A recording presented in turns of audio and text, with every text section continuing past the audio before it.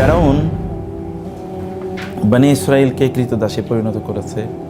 তাদের ছেলেদেরকে হত্যা করত এবং মেয়েদেরকে জীবিত রাখত। কারণ কি? কারণ হলো ফেরাউনের পূর্বপুরুষরা মূলত মিশরের তার অধিকর্তা ছিল। কিন্তু ইউসুফ আলাইহিসসালামের কথা আপনারা শুনেছেন? সূরা ইউসুফ পড়েছেন না আপনারা? ইউসুফ আলাইহিসসালাম, ফেরাউন এর পূর্বপুরুষরা মূলত এখানকার সম্রাট ছিল। ইউসুফ আলাইহিসসালাম মিশরে তিনি কৃতদাস হিসেবে বিক্রি হয়ে গেলেন, কারণ তার ভাইয়েরা তাকে হত্যা করার জন্যে কূপে নিক্ষেপ করেছিল।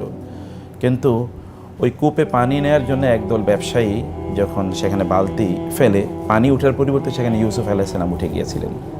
তখন তারা বলল, ইয়া বুশরা হাদা গোলাম, আয় সুসংবাদ তো আমাদের জন্য, উঠাতে গিয়েছি পানি, কিন্তু উঠেছে কি? একটা ছেলে, একটা বালক। এবং বালক কি, এমনিতে হলো নবীর ছেলে। আবার ওই আরব ওই অঞ্চলে, যে অঞ্চলের লোক, ওই অঞ্চলের লোক হচ্ছে পৃথিবীতে সবচেয়ে সুন্দর। ফিলিস্তিন দেখবেন কি সুন্দর এখানকার লোকেরা। তো ওই অঞ্চলের লোক, তারপরেও কি তিনি নবী হবেন? তাছাড়া আল্লাহ সুবহানাহু ওয়া তাআলা মানব জাতিকে অথবা সৃষ্টিকুলকে যা সৌন্দর্য দিয়েছেন তার অর্ধেক দিয়েছেন কাকে? ইউসুফ আলাইহিসসালাম। তাহলে কি পরিমাণ সুন্দর! আর ছোটবেলা তো বাচ্চারা এমনি সুন্দর থাকে, তাই না? সব বাচ্চাদেরকে ছোটবেলায় সুন্দর লাগে। এইরকম একটা পরিস্থিতিতে তাকে পেয়ে তারা কি পরিমাণ আনন্দিত। আর যারা এরা তো ব্যবসায়ী দল, এরা যত সুন্দর বাচ্চা পাবে তার দাম কি তত বেশি, বিক্রি করবে তো বাজারে নিয়ে, অতএব তার দাম বেশি। এটা পেয়ে তারা খুবই আনন্দিত। এই জন্য ইয়া বুশরা হাদা গোলাম, এই সুসংবাদ, good news, we have gotten a child, এটা তারা বলছে।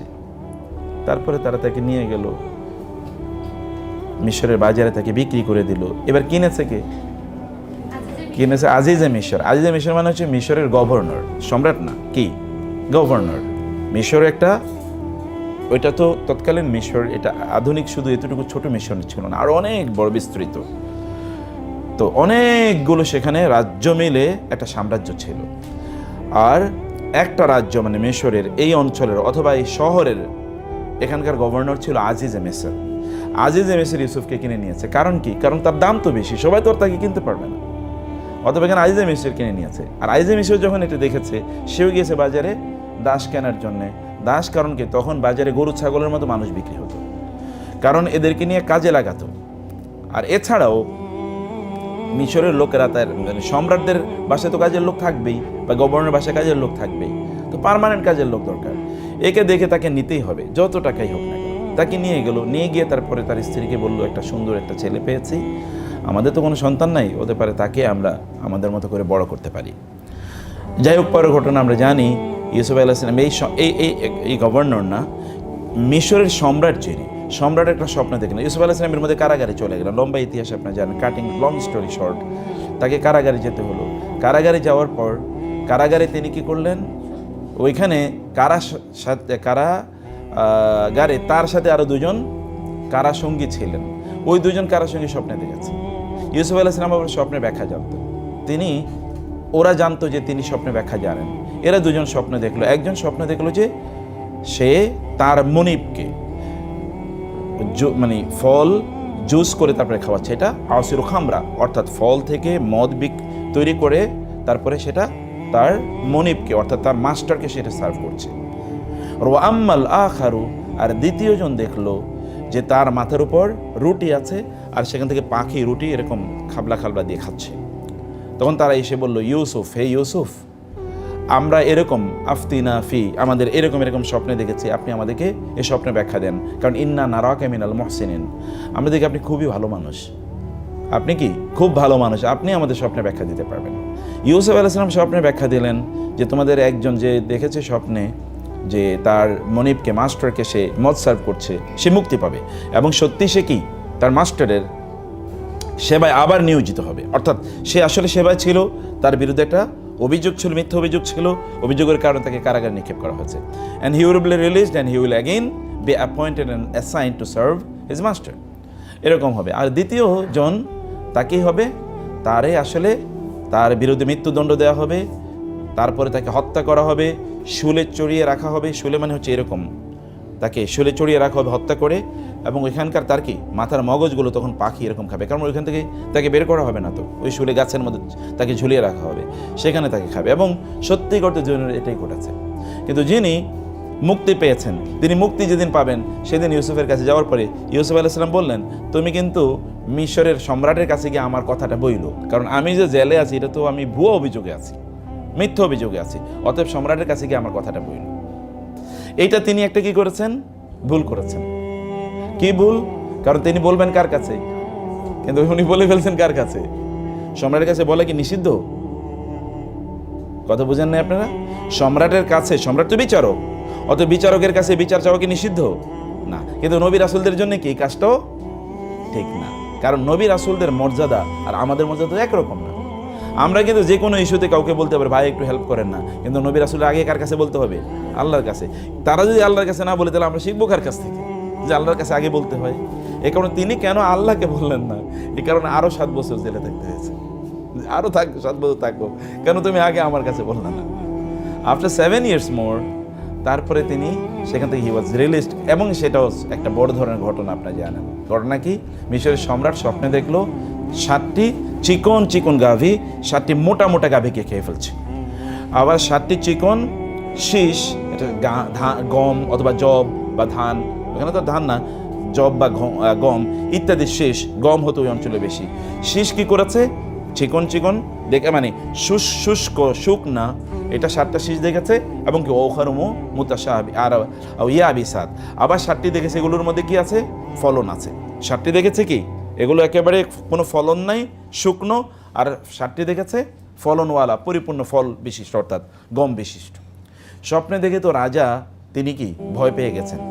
আমি এবং আপনি স্বপ্নে দেখলে বলতাম আরে কি আদু কাসু হালাম, ভুয়া স্বপ্ন। কত ধরনের স্বপ্ন আমরা দেখি না? কখনো কখনো আপনি দেখবেন যে আপনি দেশের প্রেসিডেন্ট হয়ে গেছেন, ঘুম থেকে উঠে দেখবেন যে এখন বলতেছে আপনার ভাই অথবা বাবা বলতেছে কই এখনো নাস্তা নিয়ে আসছে না আমার জন্য, অথবা এখনো আমার জামাটা আয়রন করে দিল না। কিন্তু আপনি এর মধ্যে দেখেছেন আপনি রানী অথবা আপনি রাজা, আপনি তখন কোলাচ্ছেন, অথবা আপনি ধরেন প্রাইম মিনিস্টার বা প্রেসিডেন্ট। তো সবার স্বপ্নে কিন্তু একরকম না। এখন যেটা হয়েছে তা হলো আপনার তিনি যখন একটা স্বপ্নে দেখেছেন, সম্রাটের স্বপ্নে কিন্তু মিনিং আছে। সম্রাটের স্বপ্ন দেখার পর সম্রাট বললেন এই আমার স্বপ্নের ব্যাখ্যা কি? তখন তারা স্বপ্ন ব্যাখ্যা দেওয়ার জন্য আবার একদল লোক আছে স্পেশালাইজড, বিশেষ করে যারা অমুসলিম, তাদের মধ্যে যারা গণক, যারা হস্তরেখা বিশারদ অথবা যারা এই যে জ্যোতিষ, তারা কিছু স্বপ্নের ব্যাখ্যা দেয়, কিন্তু এগুলো অধিকাংশই কি মিথ্যা, এগুলো অধিকাংশ মিথ্যা। কিন্তু ইসলামে স্বপ্নের ব্যাখ্যা দেওয়ার জন্য আল্লাহ সুবহানাহু ওয়া তাআলা একদল লোককে ফার সাইটেডনেস দিয়েছে, তাদের দূরদর্শিতা দিয়েছে। এরা ওই দূরদর্শিতা দিয়ে কি স্বপ্নের ব্যাখ্যা তারা দিতে পারে। এখন তিনি কি করলেন? তিনি দেখলেন যে স্বপ্নের যেহেতু সেরা এসে বলছে না এটা একটা অলিক স্বপ্ন, মানে এটা কি ফলস ড্রিম, এর কোনো স্বপ্ন ব্যাখ্যা নাই। তিনি বললেন না এটা হতেই পারে না। তিনি স্বপ্নের ব্যাখ্যা কি? কারণ একটা ভয়াবহ দৃশ্য, একদিকে ছোট ছোট চিকন চিকন 7টি গরু গাভী কিভাবে এত মোটা মোটা 7টি গাভীকে খেয়ে ফেলছে, এটা তো সাধারণ কথা না। আবার এরকম কিছু ফসল এগুলো একেবারে কি শেষ হয়ে গেছে, ধ্বংস হয়ে গেছে, আবার কিছু ভালো অবস্থায় আছে। তিনি এটা জানার জন্যে তিনি খুবই অস্থির। তখন ওই যে কারাগার থেকে মুক্তি পেয়ে এবার তাকে সার্ভ করছে, খাদ্য সার্ভ করছে, সে বলল যে সম্রাট আমি একজন লোকের নাম জানি যিনি আপনাকে এটা ব্যাখ্যা বলতে পারবেন। বলে কে? বলে আচ্ছা আমাকে আগে যাইতে দেন, আপনি অনুমতি দেন। আগে বলে নেই, তিনি দৌড়ে গেলেন কারাগারে, গিয়ে বলেন ইউসুফ আইয়ুহা সিদ্দিক, হে পরম সত্যবাদী ইউসুফ।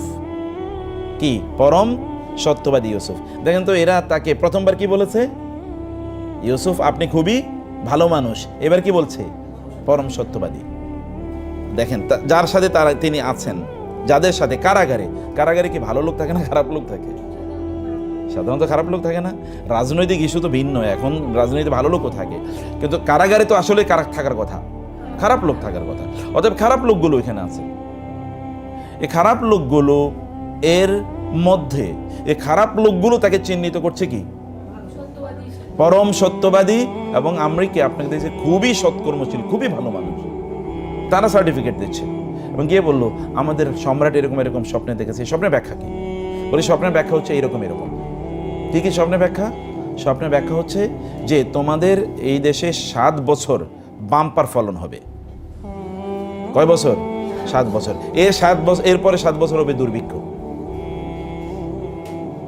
এটা তুমি গিয়ে বলে দাও, এরকম স্বপ্নে ব্যাখ্যা হলো এটা।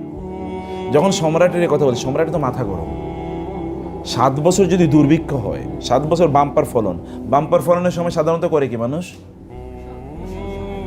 সংরক্ষণ কতটুকু করে রাখবে? বাংলাদেশে দেখবেন সব কি করে, ডাম্পিং করে। ডাম্পিং করে না? ডাম্পিং কোথায় কি দেখবেন, নদীতে ফেলে দেয়, গরু ছাগলের খাওয়ায়, অপচয় করে। কারণ এগুলো তো কত সংরক্ষণ করে রাখবে?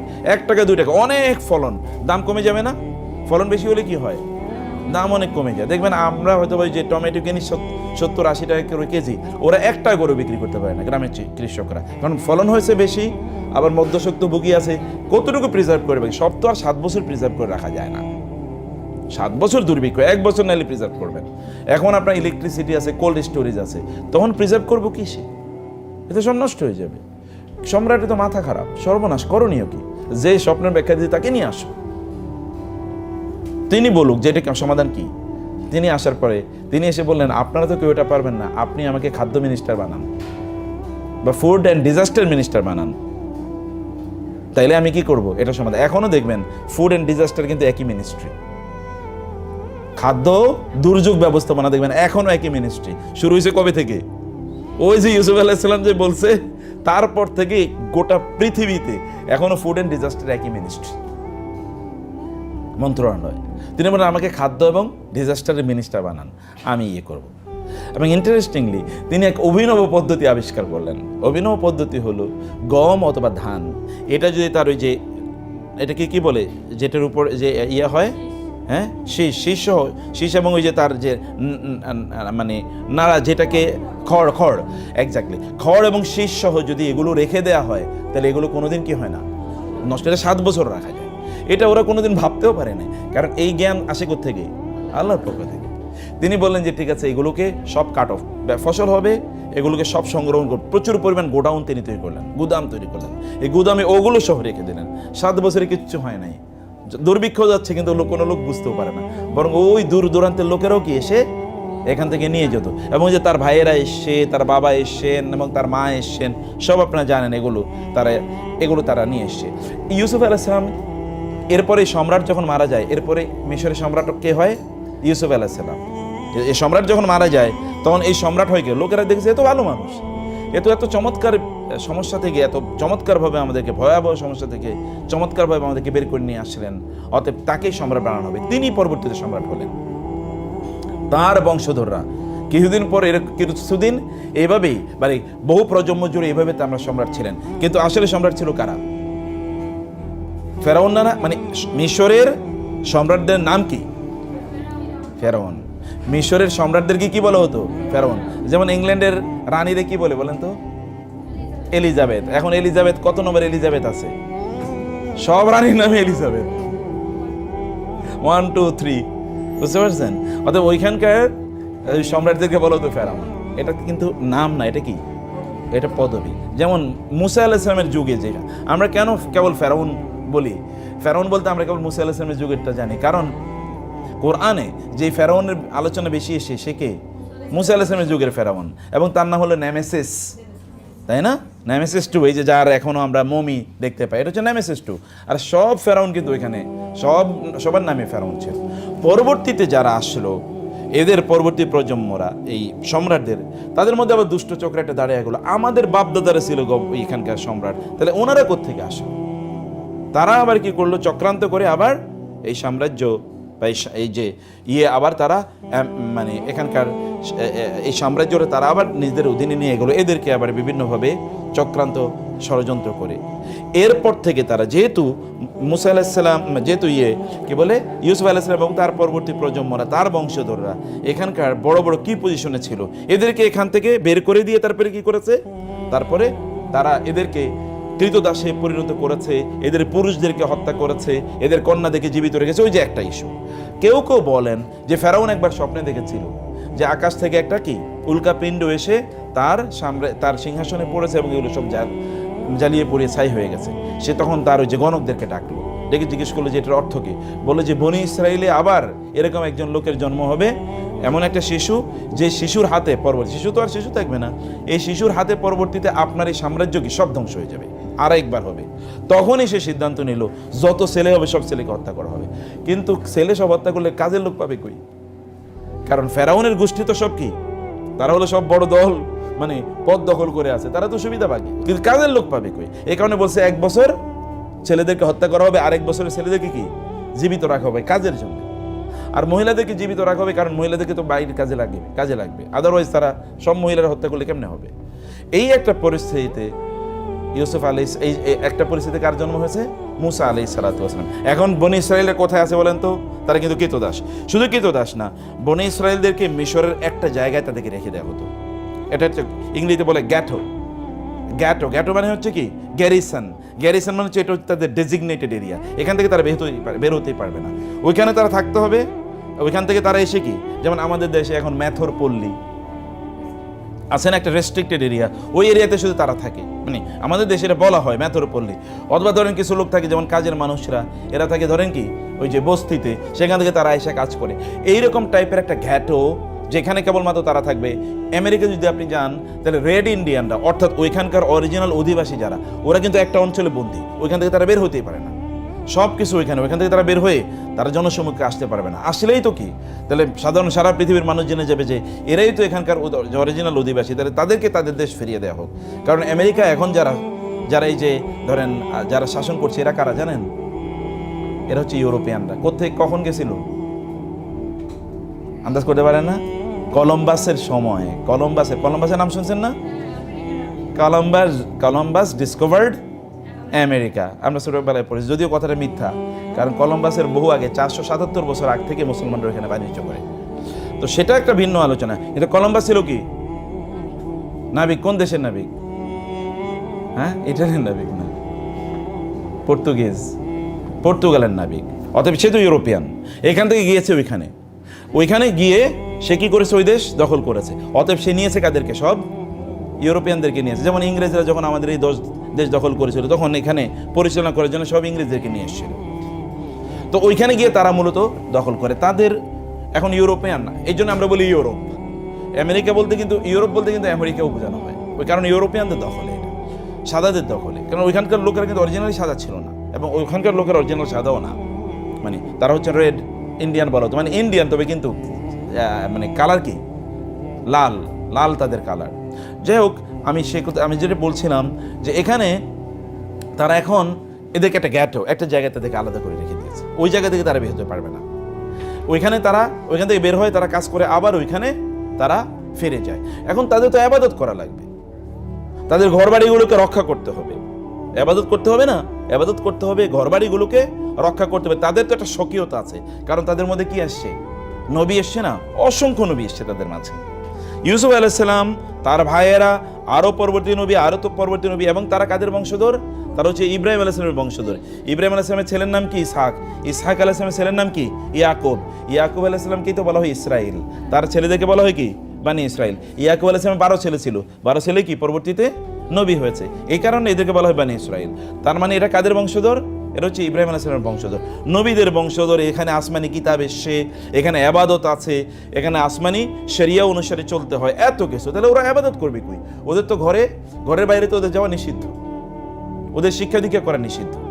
আল্লাহ সুবহানাহু ওয়া তাআলা নির্দেশ প্রদান করলে, যে আয়াতগুলো আমি পড়লাম, এত লম্বা ঘটনা কেন বললাম? মূলত আয়াতের সাথে এটা সম্পৃক্ত এবং আজকের আলোচনার সাথে এটা সম্পৃক্ত। আল্লাহ সুবহানাহু ওয়া তাআলা এই বনি ইসরাইলদেরকে লক্ষ্য করে বললেন, ওয়াআওহাইনা ইলা মূসা। দেখেন, এর মধ্যে কিন্তু মূসা আলাইহিস সালাম অলরেডি চলে এসেছেন। মূসা আলাইহিস সালামের জন্ম হয়েছে, আপনারা এই ঘটনা আপনারা জানেন।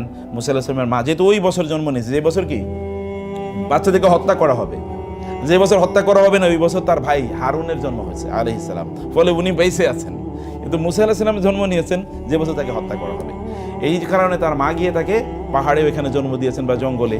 এরপরে আল্লাহ তাআলা বললেন যে তোমার সন্তানকে কি একটা বক্সে সিন্ধুকে ভরে তাকে সমুদ্রে ফেলো। এরপরে আল্লাহ তাআলা কি করলেন? ফেরাউনের ঘরেই তাকে লালন পালন করলেন। মুসা আলাইহিস সালাতু ওয়াস সালাম তিনি অলরেডি নবুয়ত পেয়েছেন। আল্লাহ সুবহানাহু ওয়া তাআলা মুসা আলাইহিস সালাতু ওয়াস সালামকে এবার বললেন, ওয়াআওহাইনা ইলা মূসা ওয়া আখিহি। মূসা এবং তার ভাইয়ের কাছে আমি ওহী করলাম, আমি সংবাদ পাঠালাম, আনতাবাওয়া আলি কওমিকুমা বিমিসরা বুয়ুতা। এই যে তোমার বংশধর অর্থাৎ বনি ইসরাইলের জন্য মিশরে যেই অঞ্চলগুলো তোমাদের জন্য ডেজিগনেটেড করা হয়েছে, এগুলোকে তোমাদের জন্য উত্তম তোমরা কি বানাও? তোমাদের ঘর, এগুলোকে সুন্দর ঘরে পরিণত করো।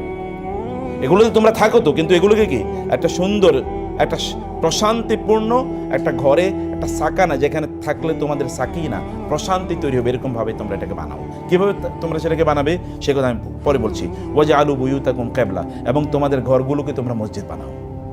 ঘরে কি বানাও? মসজিদ বানাও। বুঝেন না কথা? ঘরকে কি বানাতে হবে? মসজিদ নাকি মন্দির?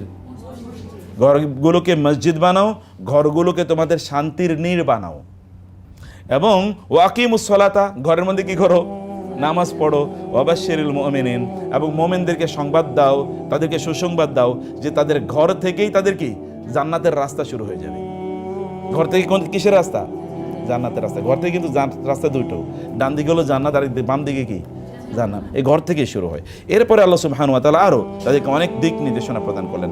আমি আজকে এখান থেকে যে কথাটি বলতে চাই, আমাদের ঘরগুলো ইদানিং, আমরা যদি আমাদের ঘরগুলোর দিকে তাকাই, আমরাও কিন্তু এরকম মুসা আলাইহিস সালাতু ওয়াস সালাম এবং তার বাহিনী, অর্থাৎ তার বংশধর, এরা কিন্তু ফেরাউনের অত্যাচারে বা ফেরাউনি শাসনের কারণে বা ফেরাউনি সিস্টেমের কারণে, ফেরাউনি সংস্কৃতির কারণে তারা বাইরে গিয়ে দিন প্র্যাকটিস করতে পারছিল না।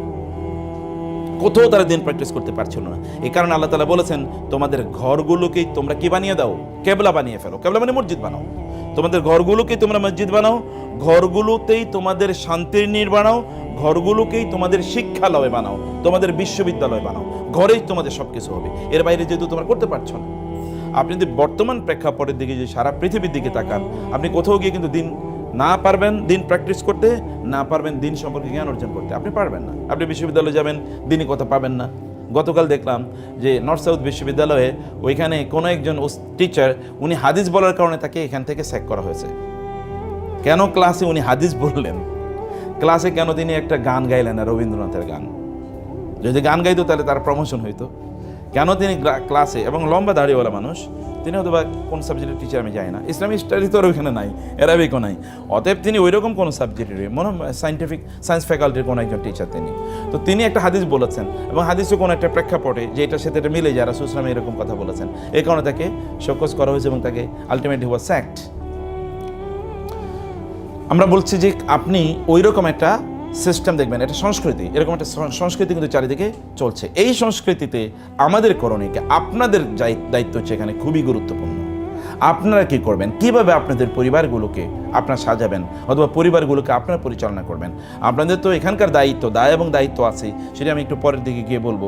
তো আমরা আপনাদেরকে যে কথা বলছিলাম, তাহলে আপনাদেরকে, আপনাদের পরিবারগুলো যদি আপনারা রক্ষা করতে চান, তাহলে আপনাদের করণীয় কি বা আমাদের করণীয় কি, এই জায়গাগুলোতে আমি অল্প কয়েকটা প্রেসক্রিপশনস কেবলমাত্র আপনাদেরকে প্রদান করতে চাই। এর মধ্যে প্রথম যে প্রেসক্রিপশনসটা আমি আপনাদেরকে দেবো, সেই প্রেসক্রিপশনটা মানে প্রথম যে ইস্যুটা আপনাদেরকে আমি বলতে চাই, তাহলে যে আপনাদের প্রথমত কাজ হলো আপনাদের পরিজনগুলোকে বা আপনাদের ঘরবাড়িগুলোকে আপনারা পবিত্র রাখবেন, অপবিত্র না। পবিত্রতা কিন্তু দুই প্রকার, আপনারা জানেন। একরকম পবিত্রতা হচ্ছে স্পিরিচুয়াল, আর একটা পবিত্র কি ফিজিক্যাল। অর্থাৎ একটা হলো শারীরিক পবিত্রতা, আর একটা হলো কি আধ্যাত্মিক পবিত্রতা, আত্মিক পবিত্রতা। আত্মিক পবিত্রতা ইজ মোর ইম্পর্টেন্ট দেন শারীরিক পবিত্রতা। আত্মিক পবিত্রতা কি বলেন তো? আত্মিক পবিত্রতা হলো আত্মার দিক থেকে পবিত্র, আত্মার দিক থেকে পবিত্র। আত্মার দিক থেকে পবিত্রতা হলো কেবলমাত্র ইবাদত হবে কার? আল্লাহর। যেমন শিরকটাকে আল্লাহ তাআলা বলেছেন, ইন্নামাল মুশরিকুনা নাজাসুন, মুশরিকরা হচ্ছে অপবিত্র। তার মানে কি মুশরিকরা কি কোনোদিন গোসল করে না? ওরা কি পেশাব পায়খানা করার পরে ওরা পানি ব্যবহার করে না? এক্স্যাক্টলি। মূল অপবিত্রতা কোথায়? আত্মায়। ইন্নামাল মুশরিকুনা নাজাসুন ফালা ইয়াকরাবুল মাসজিদাল হারাম বা'দা আমিহিম হাযা। আপনি জানেন তো মক্কা এবং মদিনায় মুশরিকদের প্রবেশ নিষিদ্ধ, হারাম হুদুদ এরিয়ায় প্রবেশ নিষিদ্ধ, কারণ ওটা পবিত্র জায়গা, অপবিত্র লোকের ওইখানে ঢুকতে পারবে না। তো অপবিত্র কি? এটা ফিজিক্যাল, এটা স্পিরিচুয়াল ইমপিউরিটি। আমাদের এক নম্বর কাজ হচ্ছে আমাদের পরিবারগুলোকে স্পিরিচুয়াল ইমপিউরিটি থেকে রক্ষা করতে হবে, অর্থাৎ স্পিরিচুয়ালি তাদেরকে পিওর বানাতে হবে, পবিত্র বানাতে হবে। আপনারা এবং আপনাদের পরিবারে যারা আছে অথবা যারা থাকবে তাদেরকে স্পিরিচুয়ালি পবিত্র বানাতে হবে। কীভাবে পবিত্র বানানো? সেখানে কেবলমাত্র আমরা আনুগত্য করবো কার? আল্লাহ সুবহানাহু ওয়া তাআলার, সেখানে আল্লাহর আনুগত্যের বাইরে অপবিত্রতা তৈরি হয় এমন কোনো এলিমেন্ট থাকবে না। এমন এলিমেন্ট কি কি হতে পারে?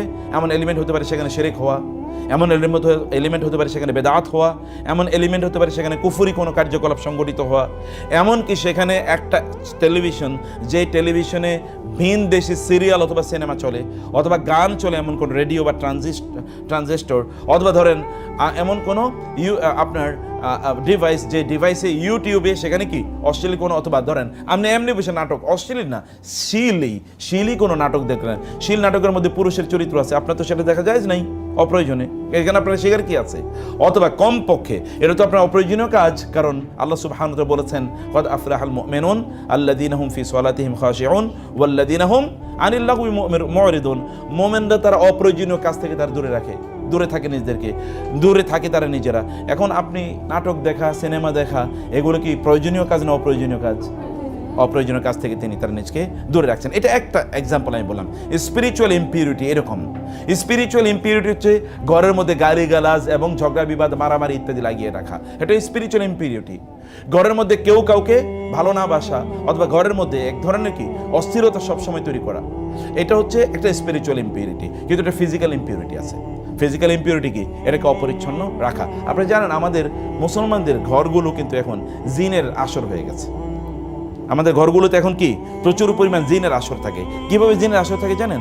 কারণ হচ্ছে আমাদের টয়লেটগুলো কি পরিষ্কার পরিচ্ছন্ন থাকে না, অথবা আমাদের ঘরগুলোতে আমরা পরিষ্কার পরিচ্ছন্ন করে রাখি না। পরিষ্কার পরিচ্ছন্নতা কি ইমানের অংশ নাকি? ইমানের অংশ না? পরিষ্কার পরিচ্ছন্নতা ইমানের অংশ। একজন মুমিন কি কোনোদিন অপবিত্র থাকতে পারে বলেন? একজন মুমিন কোনোদিন অপবিত্র থাকতে পারে না। একজন মুমিনের জন্য পবিত্রতা হচ্ছে অপরিহার্য।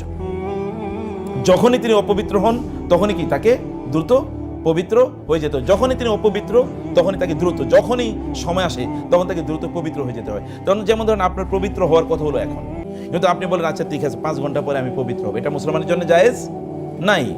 আপনার এখনই পবিত্রতার সময় হয়ে গেছে, এখনই আপনাকে পবিত্রতা অর্জন করতে হবে। আপনার যেমন মানে আর অপবিত্রতা আরেকটা জিনিস বলি, বা আমাদের কেন ঘর বাড়িগুলো কেন জিনের আসরে পরিণত হয়ে যায়? জিন এই কারণে যে ধরেন আমরা যে খাওয়া দাওয়া করছি, খাওয়া দাওয়া করার পর আমাদের প্লেটগুলো, এই প্লেটগুলোকে আমরা কি করছি, এগুলোকে ওই অবস্থায় আমরা না ধুয়ে রেখে দিচ্ছি। এটা কিন্তু জিন এখানে আসার একটা কারণ। ধরেন আপনি গোশত খেয়েছেন, মাংস খেয়েছেন, হাড়গুলো, অথবা মাছ খেয়েছেন কি তার কাঁটাগুলো, এগুলোকে উন্মুক্ত জায়গায় ফেলে দিলেন। এগুলো কার খাবার বলেন তো? জিনের খাবার। তাহলে জিনকে তো আপনি ইনভাইট করতেছেন, তুমি আসো আমি তোমার জন্য খাবার রেখে দিলাম। অথচ এগুলো কি করে রাখা দরকার ছিল? ঢেকে রাখা দরকার ছিল। আর লাইটগুলো সব বন্ধ করে রেখে তারপরে ঘুমানোর কথা ছিল, কিন্তু আমরা তো লাইট বন্ধ করে ঘুমাই না, লাইট জ্বালিয়ে রেখে আমরা ঘুমাই। খাদ্য এবং পানীয় সব ঢেকে রেখে তারপরে ঘুমানোর কথা ছিল। অপরে যে সকল জামা কাপড়গুলো ময়লা আবর্জনা, এগুলো ঢেকে রাখার কথা ছিল, অথবা দ্রুত এগুলো ধুয়ে ফেলা দরকার ছিল। আমাদের টয়লেটগুলো ঢেকে রাখা দরকার ছিল ঢাকনা দিয়ে, কিন্তু আমরা এখন হাই কমোড ব্যবহার করি। টয়লেটগুলো কি ঢাকনা দিয়ে থাকে না, এগুলো উন্মুক্ত থাকে বলেন তো? অধিকাংশ পাশে উন্মুক্ত থাকে, লোকেরা বুঝেই না যে এটাকে ঢেকে রাখতে হয়। তো শয়তান তো এখানে থাকে। আমরা যখন টয়লেটে ঢুকি তখন কি দোয়া পড়ি? আল্লাহুম্মা ইন্নী মিনাল খুবসি ওয়াল খাবাইস। খুবসি ওয়াল খাবাইস মানে কি জানেন? বাংলা যে বলে খবিশ টাইপের জিন থাকে। জিনদের মধ্যে ভালো নাই আছে কিনা, কিন্তু সবচেয়ে নিকৃষ্ট যেগুলো ওগুলো থাকে কোথায়? টয়লেটে। তাহলে আমরা ওই টয়লেট যখন খোলা রাখি, আবার টয়লেটে যখন যাই তখন আমাদের কি থাকে না? জুতা থাকে না। তো জুতা না থাকার কারণে আপনি তো অপবিত্রতা নিয়ে ঘরের মধ্যে প্রবেশ করলেন, পুরো ঘর আপনি অপবিত্র করে ফেললেন। তাহলে একজন মুসলিমের তিনি টয়লেটে যাওয়ার পরে তিনি কি করবেন? তিনি ওইখানে একটা জুতা তিনি ব্যবহার করবেন, অথবা তিনি ওইখান থেকে যখন বের হন তখন কি তিনি পবিত্র হয়ে বের হবেন। কিভাবে পবিত্র হয়ে বের হতে হয়? ওযু করে বের হবেন। আপনাদের নিজেদের এটা চরিত্রের অংশ বানাতে হবে, যেন আপনাদের সন্তানরা পরবর্তীতে ওরা বুঝে। আপনি বলতে পারেন এই তুমি কেন ওযু করে বের হলে না? এটা আপনার নিজের যদি তৈরি না হয় তাহলে আপনি তো বলতে পারবেন আপনার পরবর্তী প্রজন্মকে। আমি বলছি না যে সবার বিয়ে তো হয় না, কিন্তু হবে তো আলটিমেটলি আপনাদের সন্তান হবে, এবং আমরা চাই আল্লাহ তাআলা আপনাদেরকে দিনদার সন্তান দেখ, যেন তাদেরকে নিয়ে আপনারা সত্যি করতে গর্ব করতে পারেন। ফেরেশতারা গর্ব করতে পারে দেখো তার সন্তানটা কি। তাহলে আপনার সন্তানদেরকে আপনাকে শেখাতে হবে, আপনার স্বামীকে শেখাতে হবে, আপনার ছোট ভাই বোন তাদেরকে শেখাতে হবে তুমি কি ওযু করে বের হয়েছো? একজন মুসলিম তো অপবিত্র থাকতে পারে না। তাহলে আপনাকে এই পবিত্রতা অর্জন করার জন্য এই কাজগুলো করতে হয়। যখন আমরা টয়লেটে ঢুকি তখন আমাদেরকে বাম পা দিয়ে ঢুকতে হয়। টয়লেট থেকে যখন বের হই কি তখন ডান পা দিয়ে বের হতে হয়। টয়লেট ঢুকার সময় দোয়া পড়তে হয়, টয়লেট থেকে বের হই কি দোয়া পড়তে হয়। এই কাজগুলো আমি টয়লেটের একটা ব্যবস্থাপনার কথা বললাম। ঠিক এইরকম অসংখ্য জিনিস আছে অপবিত্রতার। কোনো অপবিত্রতা এখানে ফিজিক্যাল কোনো অপবিত্রতা এখানে থাকতে পারে না। একজন মুসলিম ফিজিক্যালি তিনি তার বাসা অপবিত্র থাকবেন না। আপনার বাসাটাকে যদি, ওই যে বললাম, আচ্ছা আপনি কি মসজিদকে অপবিত্র রাখতে পারবেন? তার মানে দেখেন, ওই যে আমি ওই সময়ের কথা বলেছি, ইউসুফ আলাইহিসসালাম মানে মুসা আলাইহিসসালামের সময় ওইখানে ফেরাউনি সংস্কৃতি যেহেতু চলছে, সেই কারণে আল্লাহ তাআলা তাকে বললেন মুসা আলাইহিসসালামকে যে তোমার বনী ইসরায়েলকে বলো কি ঘরগুলোকে কি বানাতে, মসজিদ বানাতে, ঘরগুলোকে বিশ্ববিদ্যালয় বানাতে, বিশ্ববিদ্যালয়ের পর কথা পরে আসছি, ঘরগুলোকে মসজিদ বানাতে। মসজিদ বানানোর জন্য আপনাকে এটা পবিত্র রাখতে হবে, অপবিত্র রাখার কোনো সুযোগ নেই, এবং আপনি পবিত্র অবস্থায় সেখানে ঢুকতে হবে, আপনি অপবিত্র অবস্থায় সেখানে ঢোকার কোনো সুযোগ নেই। আল্লাহ সুবহানাহু ওয়া তাআলা তিনি আমাদেরকে এটা শিক্ষা দিলেন। 2 নম্বর যেটা আমি আপনাদেরকে বলতে চাই, তাহলে যে আমাদের এই ঘরটাকে কেবলা বানানো মানে কি, এখানে নামাজের আয়োজন থাকা। আচ্ছা আমাদের ঘরবাড়িগুলোতে আপনি দেখবেন যে আপনাদের এবং আমাদের ঘরবাড়িগুলোতে নামাজের জন্য কোনো জায়গা নাই। একজন মেহমান আসলে কোথায় নামাজ পড়বে কেউ জানে না, অথচ আপনার ড্রয়িং রুম আছে, ডাইনিং রুম আছে, এরপরে কিচেন আছে, এরপরে কি চিলড্রেন রুম আছে, আবার ওই যে যারা কি বলে গেস্ট রুম আছে। রুমের অভাব নাই, কিন্তু কি প্রেয়ার রুম নাই, নামাজের কোনো জায়গা নাই, নামাজের কোনো ডেজিগনেটেড প্লেসও নাই। আপনার নামাজ পড়েন কই? ছোটবেলা আমি দেখেছি, আমি আমার দাদিকে দেখেছি, মাকে দেখেছি, তাদের আলাদা কি একটা চকির মতো একটা থাকতো, চকির উপরে তার নামাজ পড়তো। এখন তো আমাদের ওগুলো কই? এটা তাদের সংস্কৃতি ছিল, কারণ এরা জেনেছে যেটা তাদের করতে হবে। কিন্তু আধুনিক এখন ফেরাউনি সংস্কৃতি আইসা এটাগুলো সব উল্টে পাল্টে দিয়েছে। সব কিছু থাকে কিন্তু নামাজের কোনো জায়গা নেই, নামাজ পড়ার কোনো জায়গা নেই। আপনি কোথায় বসে একটু মনোযোগ সহকারে নামাজ আদায় করবেন বলেন তো? এখানে পড়তে পারেন না, এখানে আপনার স্বামী আছে, অথবা বাবা আছে, অথবা ভাইয়েরা আছে, ওইখানে মা আছে, ওইখানে বোনেরা আছে, ওইখানে সন্তানরা আছে, ওইখানে আত্মীয় স্বজন আছে, ওইখানে মেহমানরা আছে, কোথাও নামাজ পড়ার কোনো জায়গা নেই। অথচ আল্লাহ বলেছেন তোমরা এটাকে কেবলা বানাও। তার মানে একটা ডেজিগনেটেড এরিয়া থাকবে, যে এরিয়াতে আপনি খুবই শান্তির সাথে, প্রশান্তির সাথে আপনি প্রয়োজন আল্লাহকে একটু, কতক্ষণ আপনার মন খারাপ, আপনি কতক্ষণ কাঁদতে পারবেন আল্লাহর সামনে, যে আল্লাহ তুমি আমার কষ্টটা দূর করে দাও। এরকম একটা জায়গা আছে বলেন তো? টয়লেটে গিয়ে এরপরে দরজা বন্ধ করে কান্দন লাগে, ব্যাপারটা এরকম হয়েছে না? মন খুবই খারাপ, এবার টয়লেটে ঢুকো, এবার কাঁদো। কি দুর্ভাগ্য আমাদের! এটি আমরা যেন না করি, মানে আমাদের এই জায়গাটিকে যেন আমরা, মানে আমাদের জন্য এই জায়গাটিকে যেন আমরা পরিবর্তন করি, সেটাও আমাদের জন্য খুবই গুরুত্বপূর্ণ। অতএব নামাজের একটা জায়গা থাকা, বা কোরআন তেলাওয়াতের জন্য একটা জায়গা থাকা, তাসবিহ তাহলিলের জন্য একটা জায়গা থাকা, এরকম একটা জায়গা আমাদের তৈরি করতে হবে। এরকম একটা জায়গা আমাদের ঘরগুলোতে, বা আমাদের ঘরগুলোকে যদি আমরা মসজিদে রূপান্তরিত করতে চাই, এটা করতে হবে। রাসূলুল্লাহ সাল্লাল্লাহু আলাইহি ওয়াসাল্লাম বলেছেন লা তাজআলু বুয়ুতাকুম কুবুরা, তোমরা তোমাদের ঘর বাড়িগুলোকে কবর বানিও না। তার মানে কি, ইজআলু হাজ্জাম মিন সলাতিকুম ফি বুয়ুতিকুম, তোমাদের কিছু নামাজ তোমরা ঘরে পড়ো। আপনারা তো আপনাদের ঘরে নামাজ পড়বেনই, কিন্তু আমরা বলেছি যে নামাজের জন্য যেখানে ঢুকলে আপনার মনে হবে যে এটা একটা প্রেয়ার রুম, যেখানে ঢুকলে মনে হবে যে আপনার এখানে আল্লাহর কথা মনে পড়ে যাবে, এরকম একটা জায়গা তৈরি করা, এটা আপনাদের জন্য খুবই গুরুত্বপূর্ণ। এবং অন্যান্যরা, মেহমানরা যদি আসে, তারাও যেন এরকম একটা জায়গা তারা যেন পায়, সেটা করতে হবে। নামাজকে আল্লাহ রাসূল বলেছেন নামাজ হচ্ছে নূর। নামাজ কি বলেন তো? নূর। নূর মানে কি? আলো। তো আপনার ঘরে, আমাদের ঘরে আলো আসবে কোত্থেকে যদি এখানে নামাজ না পড়ে? যেই ঘরে লোকেরা নামাজ পড়ে না, ওই ঘরে আলো থাকবে? আলো থাকবে না, কোনোদিন আলো থাকবে না। আপনি ফ্লাড লাইট, হিউজ আলো আছে, কিন্তু তারপরে দেখবেন অন্ধকার। কারণ কি? আলো, মূল আলো কোনটা? আল্লাহ প্রদত্ত যে আলো, সে আলো তো এখানে নাই। আল্লাহ প্রদত্ত আলোর ব্যবস্থা এটি আমাদের করা দরকার। 2 নম্বর বিষয়টা। 3 নম্বর বিষয় হচ্ছে যে আমাদের ঘরগুলোতে কোনো অবস্থায় মূর্তি, ছবি ইত্যাদি থাকতে পারবে না। কিন্তু দেখবেন আনফরচুনেটলি মুসলিমের ঘরগুলোতে এখন বিভিন্ন ধরনের কি ছবি থাকে। এই ছবি এখন আপনার বিয়ের ছবি, এখন অনেকে হয়তো হিজাবি সিস্টাররা আছেন, কিন্তু আপনার বিয়ের সময় আপনি তো হিজাব অবস্থায় নাই, ওই রকম একটা ছবি টানিয়ে রাখছে, তো কাকে দেখাচ্ছেন এটা? আর আপনারা তো জানেন রাসূলুল্লাহ সাল্লাল্লাহু আলাইহি ওয়াসাল্লাম বলেছেন কিয়ামতের দিন সবচেয়ে বেশি কঠিন শাস্তি দেওয়া হবে কাদেরকে? যারা মূর্তি বানাতো, যারা ছবি বানাতো, এই সকল ব্যক্তিদেরকে সবচেয়ে বেশি শাস্তি প্রদান করা হবে। এখন এখানে ছবি বানানো মানে আসলে ওই যে পাথর কেটে অথবা হাতে এঁকে এঁকে যারা ছবি বানায় তাদের কথা বলা হয়েছে, কিন্তু ছবি তো, অথবা এই ছবির মধ্যে কি আছে? আপনি যেই ছবিগুলো টানিয়ে রাখছেন, এই ছবি কি টানে আনো? এটা মুসলমানদের সংস্কৃতি? এটা ওই যে ফেরাউনি সংস্কৃতি। কিভাবে বললাম ফেরাউনি সংস্কৃতি? আচ্ছা ফেরাউন কি, তার ওই দেশে কি স্থাপত্য ছিল কিনা, স্কাল্পচার ছিল কিনা? ব্যাপক পরিমাণ। ফেরাউনি সভ্যতা মানে হলো স্কাল্পচার, ব্যাপক স্কাল্পচার তৈরি করবে, তার ওইখানে প্রতিমূর্তি, তার প্রতিমূর্তি। গোটা পৃথিবী জুড়ে ফেরাউনি সংস্কৃতি মানে কি? ওইখানে স্থাপত্য থাকবে, তাদের ছবি, যিনি শাসন করছেন, যিনি করছেন, তিনি করছেন, তার এগুলো ছবি থাকবে। আপনার ঘরে যেন এরকম কোনো ছবি না থাকে, কোনো ছবি না, কোথাও না। আপনার যদি মোবাইলে থাকে থাকুক, কম্পিউটারে থাকুক, ডিভাইসে থাকুক, বইয়ের মধ্যে থাকুক, কিন্তু এটা প্রকাশ্যে দৃশ্যমান কোথাও যেন না থাকে। যদি থাকে তাহলে হাদিসে এসে রাসূল সাল্লাল্লাহু আলাইহি ওয়াসাল্লাম বলেছেন ফেরেশতারা সেই ঘরে প্রবেশ করে না যে ঘরে কি ছবি থাকে, অথবা কি যেখানে কুকুর থাকে। তার মানে এরপরে চলে এসে কি কুকুর, এরপরে চলে এসে কুকুর। কোনো মুসলিম তিনি তার ঘরে কুকুর লালন পালন কি তিনি করতে পারেন? আপনার সূরা কাহাফ কি শুক্রবারে পড়েন কিনা? সূরা কাহাফ পড়েন না? সূরা কাহাফে দেখবেন ইউসুফ ওইখানে যে আসহাবুল কাহাফের একটা কুকুরের কথা বলা হয়েছে না? দেখবেন এত ইন্টারেস্টিং, কোরআনের প্রত্যেকটা শব্দ কিন্তু আমাদের জন্য বিশাল মেসেজ দেয়। ওয়াকালবুহুম বাসিতুন যিরাইহি বিল ওয়াসিদ লাবিত্তালাত আলাইহিম লাওয়াল্লাইতা মিনহুম ফিরারাও ওয়ালা মুলিতা মিনহুম রুবা। আপনি দেখেন যে ওইখানে যে কুকুরটা ছিল, কুকুরটা কি তাদের সাথে ঘুমাইছে? কোথায় ছিল? দেখছেন, ওরা তারা ঘুমিয়েছিল পর্যন্ত, কিন্তু তারপরেও তাদের কুকুর কি তাদের থেকে আলাদা, বাইরে। অতএব মুসলমানদের যদি কোনো কুকুর যদি তাদের থাকেও, তাহলে কুকুর থাকবে কোথায়? এটা কি মুসলমানের বিছানা পর্যন্ত আসতে পারে? এটা কুকুর মুসলমানদের সংস্কৃতি, কুকুরের সংস্কৃতি না। কিন্তু অন্যদেরকে দেখবেন কি পরিমাণ কুকুরদেরকে তারা ভালোবাসে, লালন পালন করে, এগুলো নিয়ে তারা ঘুমায়। এটা মুসলমানের সংস্কৃতি না।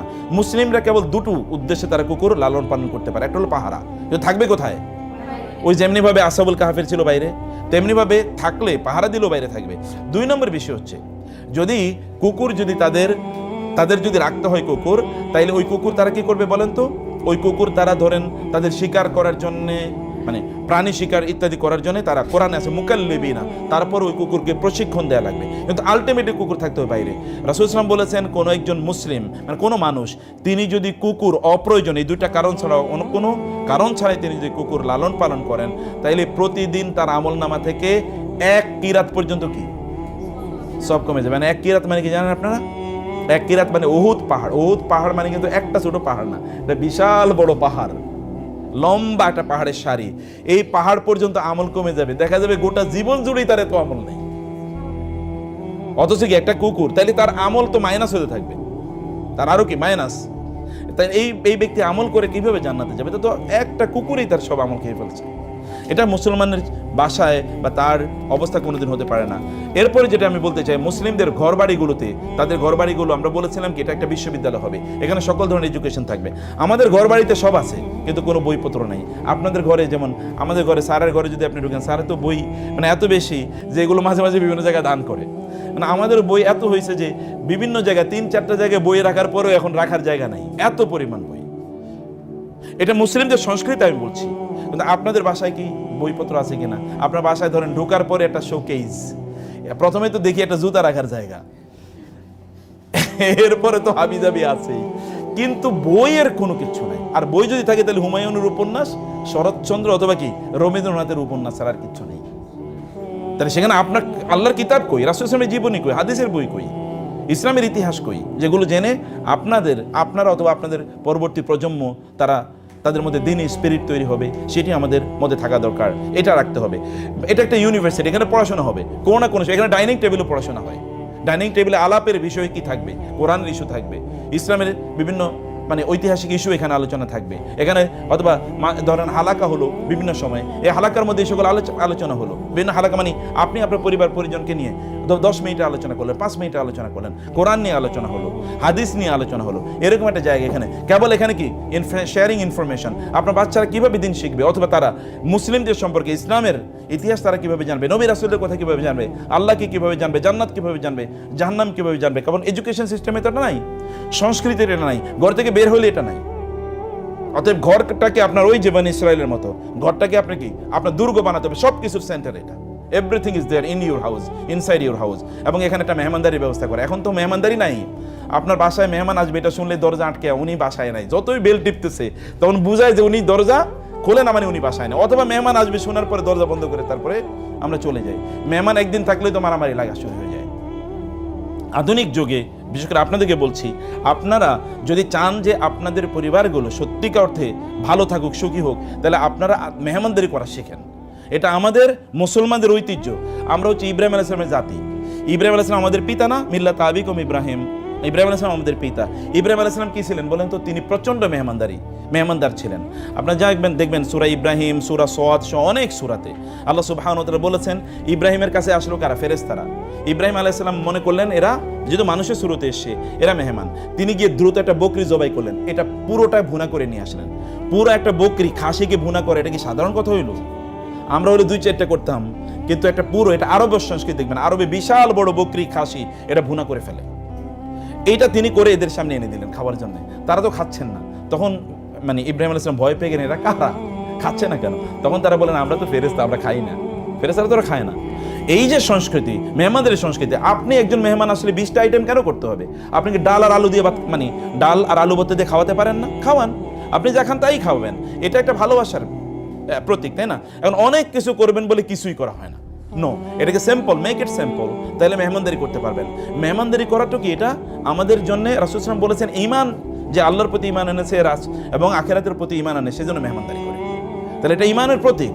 আমরা যে মুমিন, এটা তার একটা প্রতীক। এটা কোনোভাবে এটা যেন আমাদের পরিবার থেকে যেন এটা মিস না হয়। আমাদের বাসা বাড়িগুলো যেন নারী পুরুষের অবাধ মিশ্রণের জায়গা না হয়ে যায়। পুরুষরা মেহমান আসলে তারা আলাদা জায়গায় থাকবে, মহিলারা আলাদা জায়গায় থাকবে।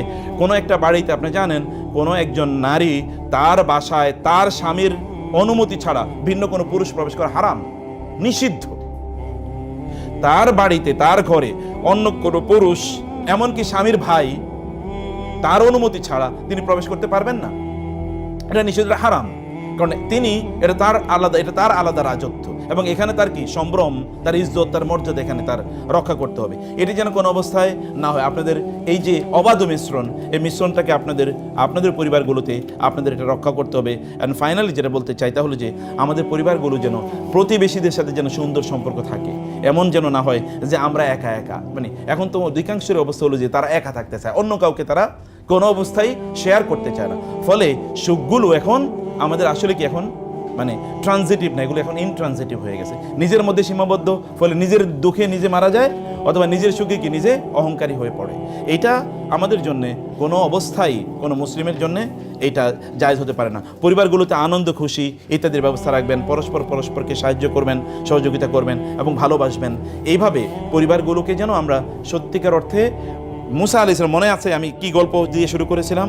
বনি ইসরাইলকে ফেরাউন একটা অঞ্চলে আলাদা করে রেখে দিয়েছিল, ওইখান থেকে তারা বের হতে পারতো না। তাদের শিক্ষা সভ্যতা নিষিদ্ধ, তাদের দিনী প্র্যাকটিস নিষিদ্ধ, তাদের জ্ঞান অর্জন করা কি সব নিষিদ্ধ, ব্যবসা বাণিজ্য করা সব নিষিদ্ধ।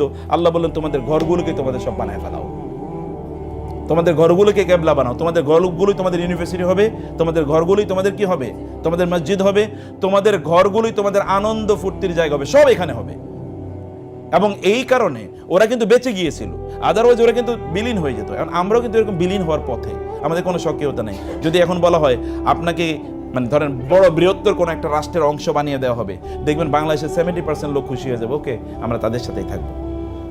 গতকাল একজন বলছিল, আমরা আসলে স্বাধীন হয়েই ভুল হয়েছে, আমরা একসাথে থাকলেই ভালো হইতো, আরও বহুত আগে। মানে এইরকম মেন্টালিটি মানুষের মধ্যে তৈরি হয়ে আছে।